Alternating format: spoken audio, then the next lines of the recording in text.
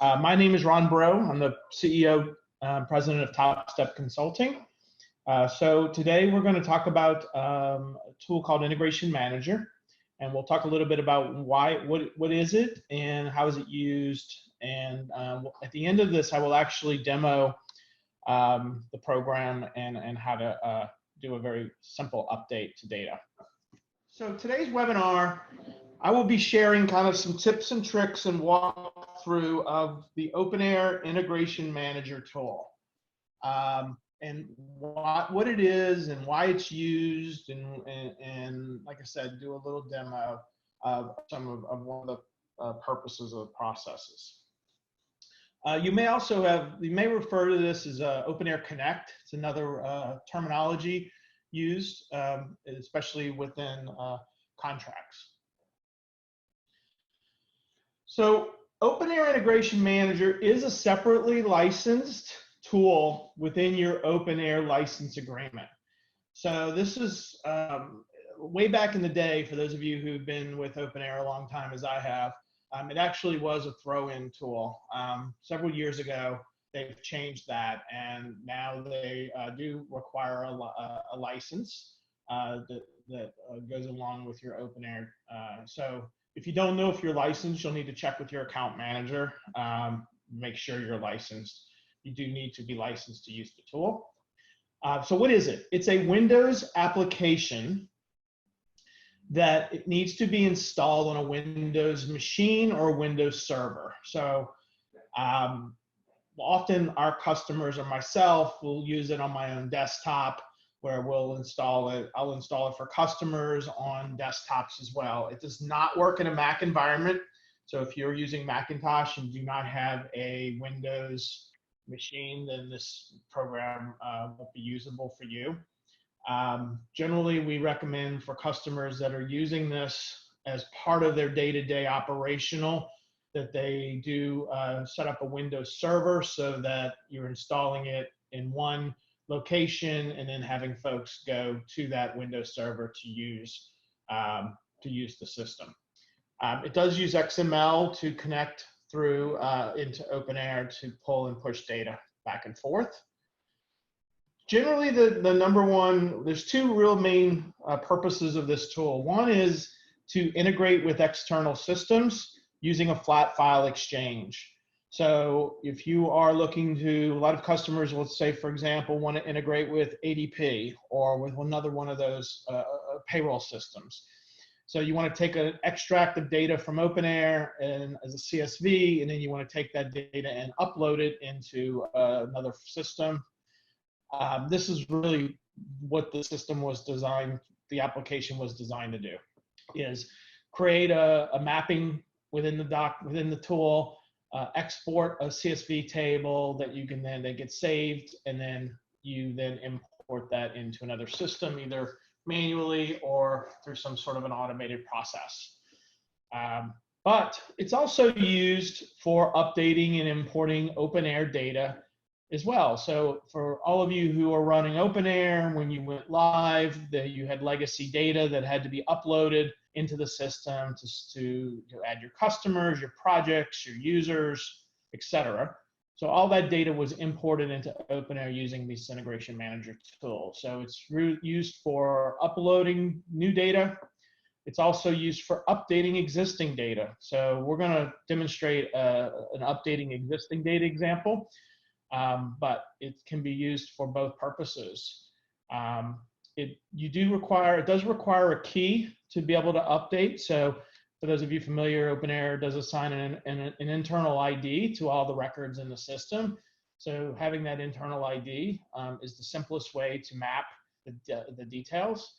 But you can also use, there's an external ID field that can be exposed through the UI that you can store a key in and use that instead of an internal ID for uploading data or updating data. So external key is also something that's quite useful as well. So how do I get the Integration Manager, assuming I'm licensed for it? So it's actually available via a link, openair.com, download, and then the OpenAir Integration Manager.exe. And You then click that link and it will start the installation process. Generally, customers would install this right on their desktop. Now, you might want to say, well, I don't want everyone to have access to this, because at the end of this presentation, you will definitely say that. You can control who can use this tool at the user level in OpenAir. So for those of you familiar, there's an access control on a per user basis. You can remove Integration Manager as one of those accesses, which would then, even if someone were to get a hold of the link and were to try to use the tool, they would not be able to based on that. So that may be something to consider, additional security and protocols. One other recommendation is if you're not familiar, OpenAir does publish a data dictionary. The data dictionary is really handy when updating and loading data into OpenAir or externally through other systems. And for those of you who probably already know, there is a disconnect between what you see in the UI versus what you see in the database. So for example, a time entry is a very common UI term. You look in OpenAir, you can see a list of time entries. You can report on time entries. Well, the term that it was originally created for is a task. And in the Integration Manager tool, it's called a timesheet entry. So same object, 3 different names, and can be quite confusing. So it's important to understand, the data dictionary. A time bill is another one that's quite common. It's a charge in the UI. In the data dictionary and the data table, it's actually called a slip. But in the Integration Manager, it's called a time bill. So again, 3 terms for the same object. So data dictionary is available and highly recommended to kind of help sort this out. When you do open the tool, the first thing you'll need to do is be able to enter your credentials to what system are you connecting to. So in this scenario, I'm connecting to Top Step's production account. So I've entered my company ID, my user ID, and my password. And then on the server, I'm connecting to the server URL. I've also checked the remember password. This is really helpful if you're going to use this over and over again. You don't have to keep entering your password every time you want to update or load data. Also, the server URL is going to change as they move the production environments into OCI. So that's one of the things you'll need to think about. You just need to go into your production environment and copy the URL into the server box to be able to get the correct URL for connecting.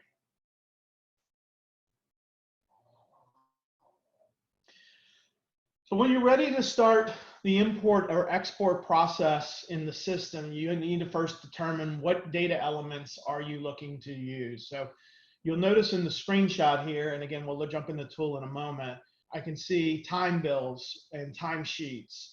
And I can see where for timesheets, for example, there's a timesheet from a CSV or timesheets into a CSV. So the direction of the arrow is really critical. It determines where the data is going to, are you going to be pulling data out of OpenAir or pushing data into OpenAir? And obviously there are different rules whether you're importing it into OpenAir or exporting it from OpenAir. So it's important to pay attention and pick the right. There are some data elements where you can only do one or the other. So for example, you'll notice tax location. You can only upload tax locations into OpenAir. You cannot export tax locations out of OpenAir using this tool. So just something to be consider as you think about what is the data elements that you're looking to do. And also make sure, when you're determining if you're updating projects, you want to pick the project. You cannot update more than one object using this tool. So I can't say I want to update projects and clients in the same load. Those would be separate loads. You'd have to do separate your file and do 2 separate uploads using the Integration Manager. So once you pick a path here, then it will ask you for the CSV file, either you're going to upload or the CSV file that you want to export to. So in an upload scenario, it will then pull in the data headers of your CSV file, and it'll say, let's map those fields to the OpenAir standard fields. And for there, it becomes a drag and drop exercise and to be able to map. So in this example, as we're updating users or loading users, we would grab our user path from our CSV, we would grab our CSV, and then we would go through a mapping exercise within the CSV to pull the fields together for mapping. You can do custom fields as well as standard fields. You also have to know how does OpenAir interpret the field? Like, for example, active. In active is a checkbox in OpenAir. In the database, though, the value is 1. So if you are loading an active value and you want to set it records as active, you need to know that 1 is the value to set. So your CSV file would have 1s for active or null for inactive. So that's where the data dictionary becomes really handy and helpful.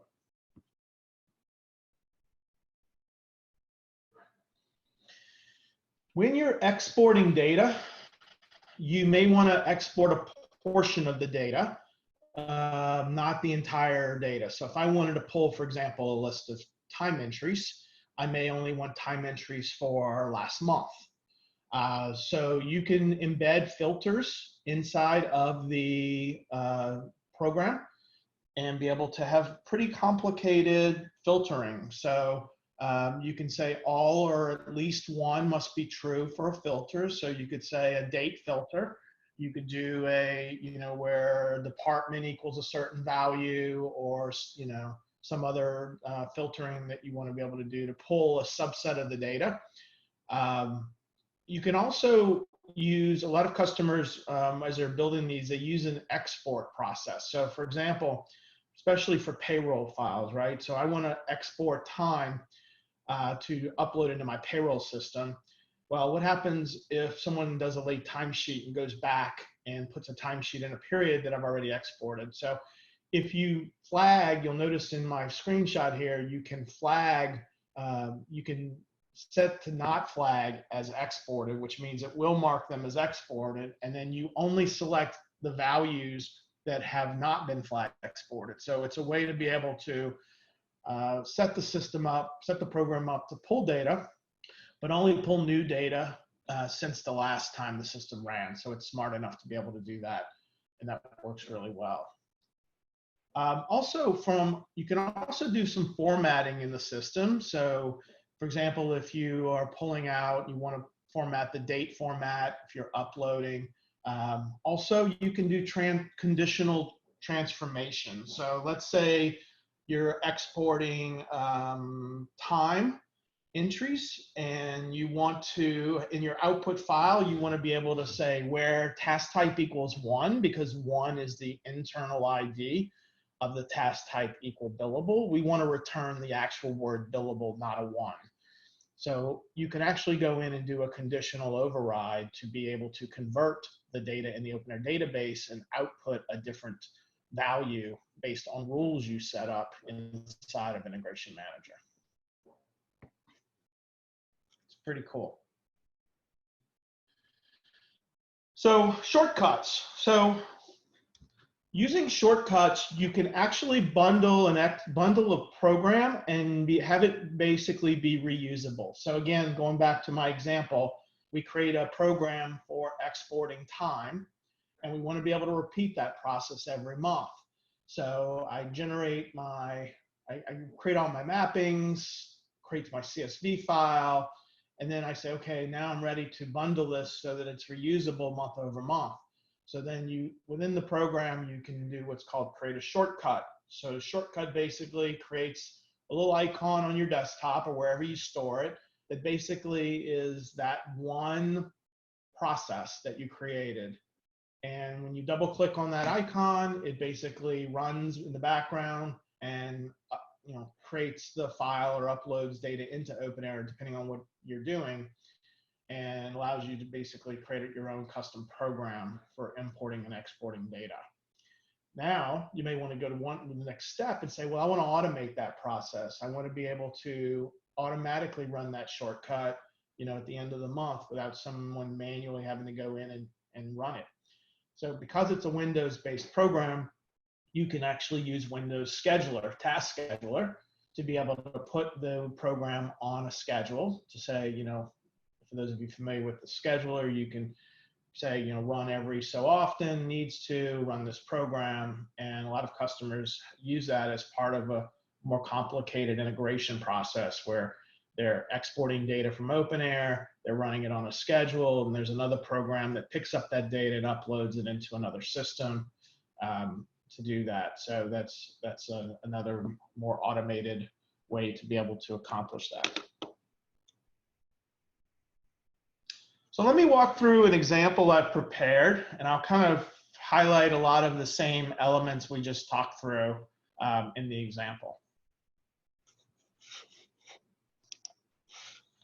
So first thing I'm going to do is I'm going to go into my Sandbox account, and I'm going to run a report. So I've run my report, and in this example, I want to implement the allow time feature, which for those of you not aware, allows you to use a custom field in conjunction with a switch in the background, where you can check the box, allow time, yes or no, and then that would basically turn on and off a project for time entry for the end users. So I haven't currently implemented this, and I want to go ahead and implement it. But I want to make sure all the fields are set as true or yes for allow time. So I'm going to run a quick, easy project detail report. I'm going to bring in some elements that would help me evaluate whether the report has the right information. So client, the project name, what stage the project is, and it brings in the allow time field that I've already created. And I'm also bringing in the internal ID of the project. So this is the key I mentioned that I'll need when I'm going to go upload that into OpenAir. When I download this report, so this is what you will see. Many of you are familiar with this.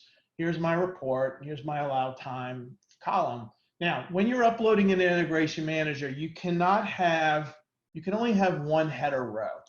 So you need to go in and delete the header row.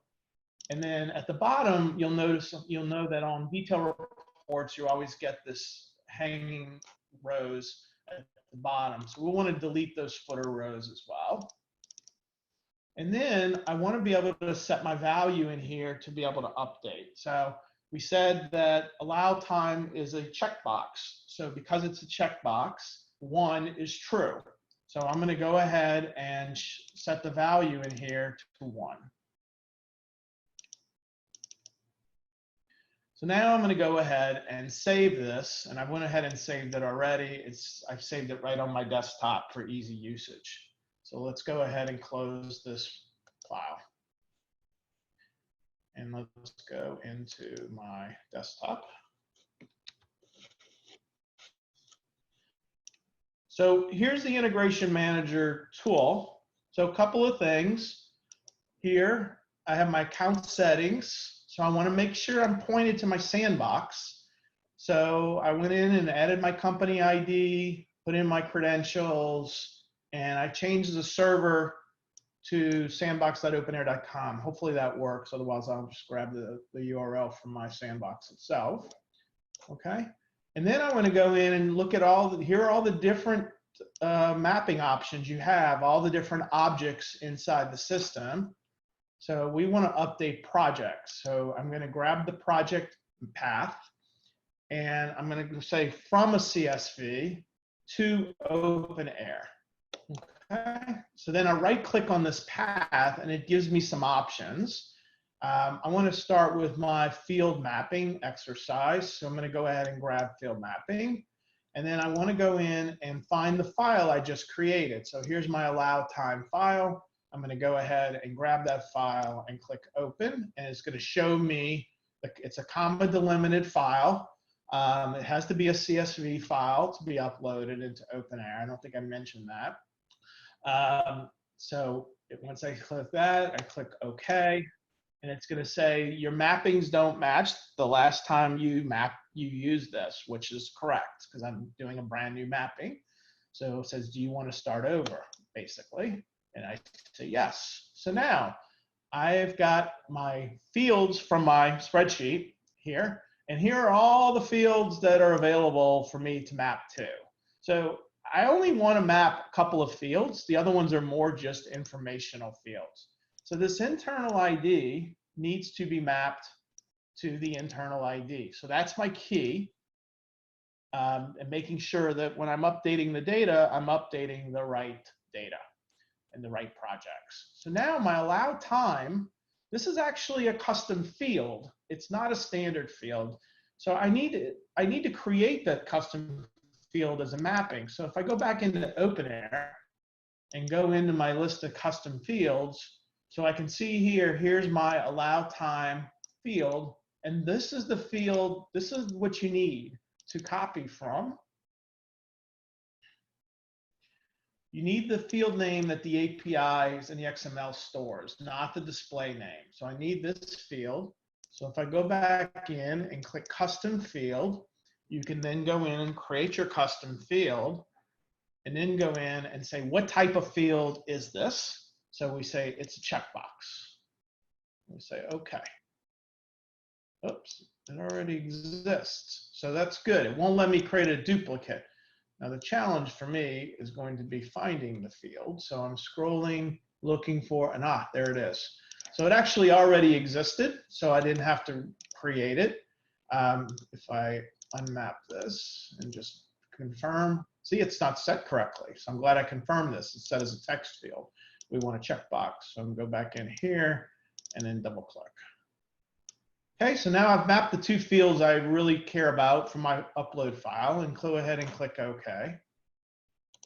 Now, a couple of things just to point out. So formatting, if I had a date in my file, I could use the date formatting to make sure that I convert that date to the correct format that OpenAir expects. So this is a way to take that date information and bring it over and have it correctly show up in the system. Here's my conditional override that we mentioned earlier. So let's say I had a value in my file that I wanted to convert to a different value. I can then go in and you can create custom, permissions, let's say, or custom overrides, conditions, sorry, that you can then go through and say, let's say if allow time equals 1, then I want to upload yes. So let's say I had, or let's say the opposite. Let's say the allow time was no, but I want to upload it to a 1 because I want to convert the no's to 1s before it uploads into the system. But we did that in the CSV, so this is not valid, but hopefully it gives you an idea of how you can create these conditional overrides for data you're bringing in or data you're exporting. Okay. So once I'm comfortable, there's a couple of things I generally do. I always will upload just one record and then validate that it got uploaded correctly. So I would take that CSV, take the first couple of rows off, including the header, create a test upload file, upload that test file, validate it came in correctly, and then only then would I then upload the remaining values, because you want to make sure you don't make any mistakes, because you can do some damage if you don't do this correctly. So it's important. Now, I'm not going to do that for the sense of time here. I am loading into a sandbox, so I'm less concerned. So a lot of it does have to do with what kind of update you're making, what types of records you're updating. So I'm going to go ahead and get start, and I'm going to say OK. And it's going to say, are you sure you want to upload data to the project, to this company ID at this HTTPS? So I will say yes. So now it's churning. Should go pretty quickly, I'm hoping.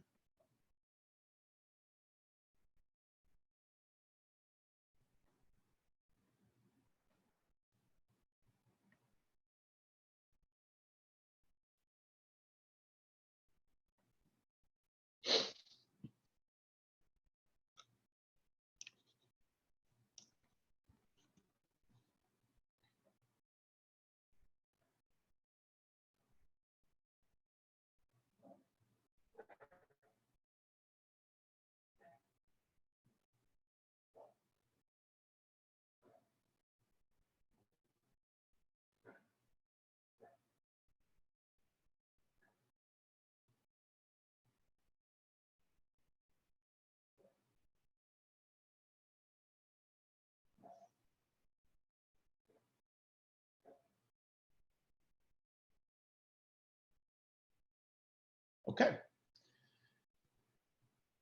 So I get this nice little message up here, 0 records failed to import. That's good. I can scroll down and see my 218 records all completed successfully with no failures. If I had a failure, it would show me which row, which record failed and give you a little cryptic failure message. And then from there, I would need to go through my CSV file and find that record and then figure out why it failed. So it's not the greatest of error handling when you're doing straight up data loading, but it works. So, okay, great. Let me validate now that this did do what I expected. So now if I go back to my report and let's rerun it.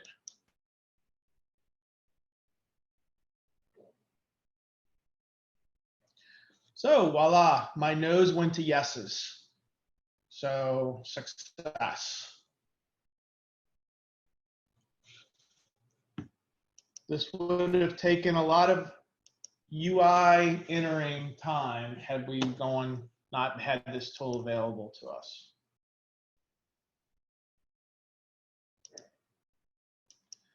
So I'm going to wrap up with some commandments. Everyone's familiar with Spider-Man. As you can see, this tool is extremely powerful, but it can be extremely dangerous from a data integrity perspective. So make sure you have the right people with the right responsibility using this.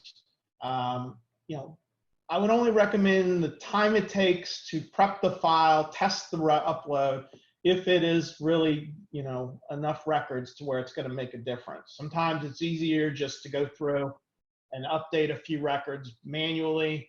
It take just as long to prep a file, etc. So you can use that judgment. Make sure your CSV file is good to go and it's got all the data you need in it. There's a frustration point you'll hit is you think you have everything. You go into the CSV, you start the mapping exercise, and you're missing key data. Now you have to kind of start over. I mentioned number 3 earlier, and I always, especially if you're not an expert and haven't been working with this tool for 15 years like I have, always do a test file load. Always validate the client credentials. It's critical that you are loading it into, you think you're going into a sandbox, but maybe you are accidentally pointing to production. So make sure that you are pointing to the right system. And also, if you do have a sandbox and you want to do a load there first, that's always a best practice, especially if it's something that has chance of being problematic. Sandboxes are there for that exact reason. Do not rush through an import. I have learned this lesson many times where I've been distracted, I've been working on a plane, and I forgot what steps I took, what steps I didn't take, and then all of a sudden I've done something that I have to go clean up. So it's important to kind of take the time and walk through it and make sure that you're good to go at every step. Just remember, you can add, you can update, but you cannot delete. So be careful if you're adding new records, or if you think you're updating records, but you end up adding new records, those records cannot be deleted in bulk. They have to be hand deleted generally. 8 and 9, I think I've hopefully emphasized very much.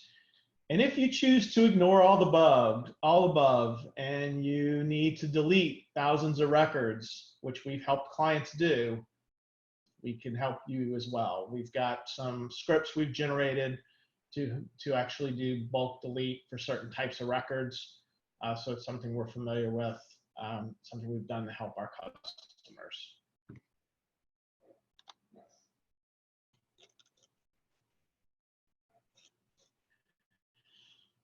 So want to know more?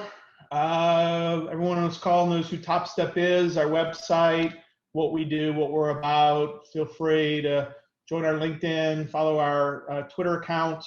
All of this data and much, much more is on our website.